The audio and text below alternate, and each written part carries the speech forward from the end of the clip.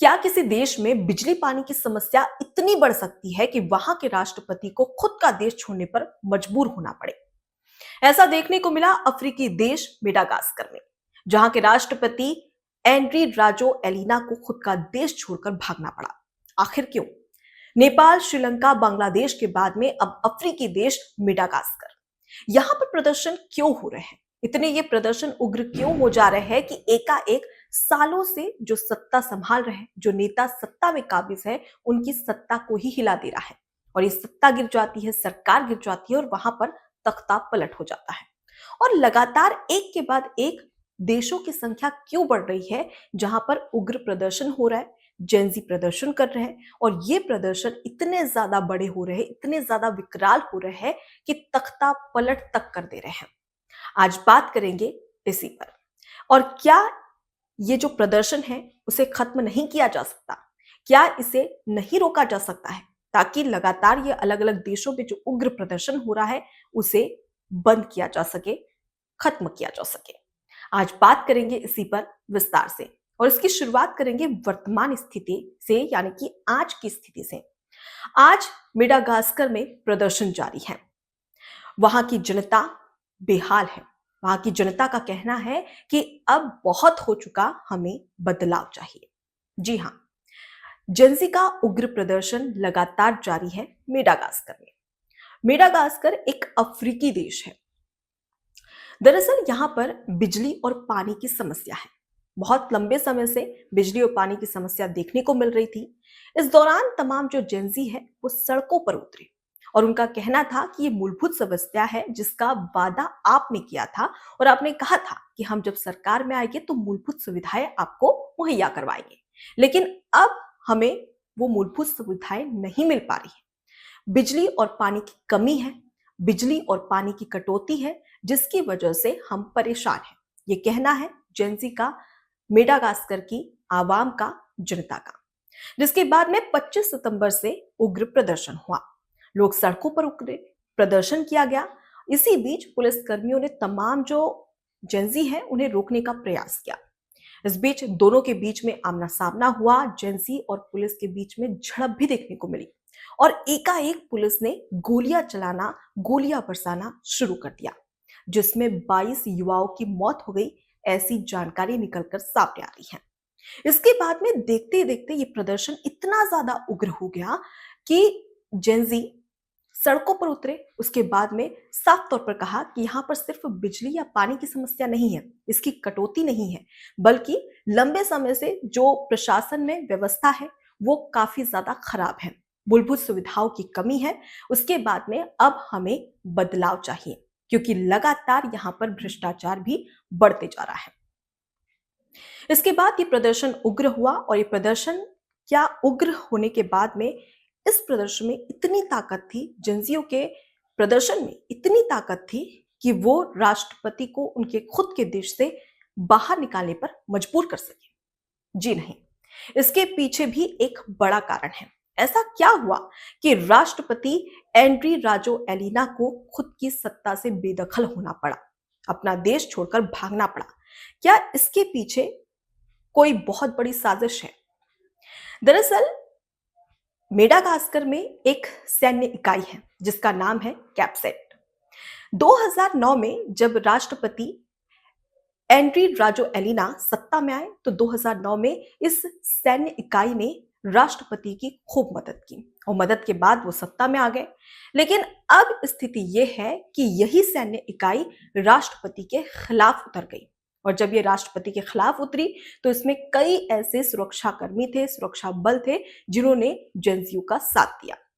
इसके बाद में इस सैन्य इकाई का ये कहना है कि राष्ट्रपति की ओर से ये कहा गया कि इन जेंजियो पर गोलियां बरसाई जाए, जिससे उन्होंने साफ इनकार कर दिया और वो जेंजियो के साथ खड़े हो गए। अब ऐसे में राष्ट्रपति के पास कोई दूसरा चारा नहीं था, क्योंकि किसी भी देश में अगर कोई दिग्गज नेता की सुरक्षा कर सकता है तो वो देश की सेना है।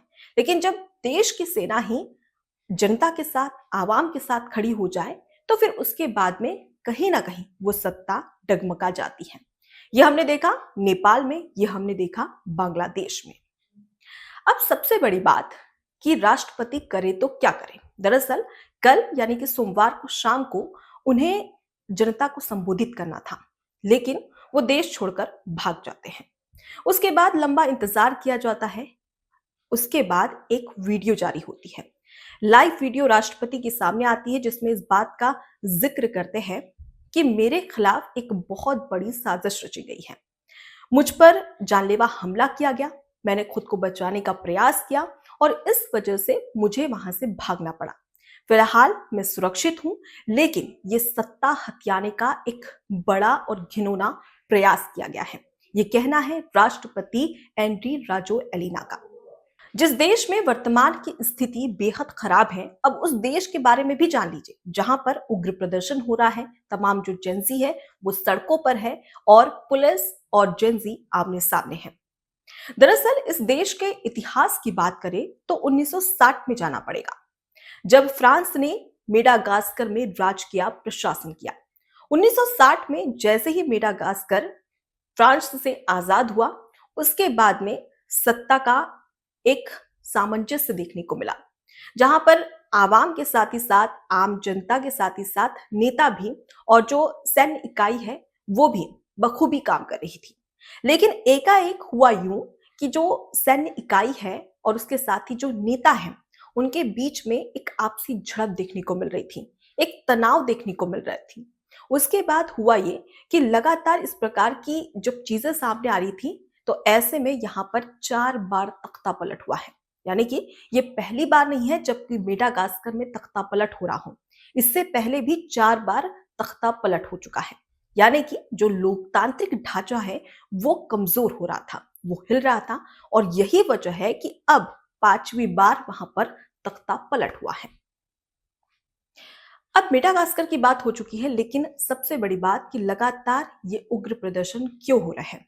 इससे पहले भी मैंने जिक्र किया कि श्रीलंका में भी ऐसे ही देखने को मिला, जहां पर 2022 में आर्थिक स्थिति काफी ज्यादा कमजोर हो गई थी श्रीलंका की। आर्थिक संकट आया, जिसके बाद वहां की सरकार भी डगमगा गई और उसके बाद में वहां पर भी कहीं ना कहीं इसी प्रकार का उग्र प्रदर्शन देखने को मिला। उसकी तस्वीरें हमने सोशल मीडिया पर भी देखी हैं। अब अगर बात करें बांग्लादेश की, तो बांग्लादेश में भी कुछ यही तख्ता पलट हुआ, जहां की पीएम शेख हसीना को खुद का देश छोड़कर भागना पड़ा। पहले इस्तीफा दिया और उसके बाद वो अपना देश छोड़कर भाग गई। आखिर क्यों?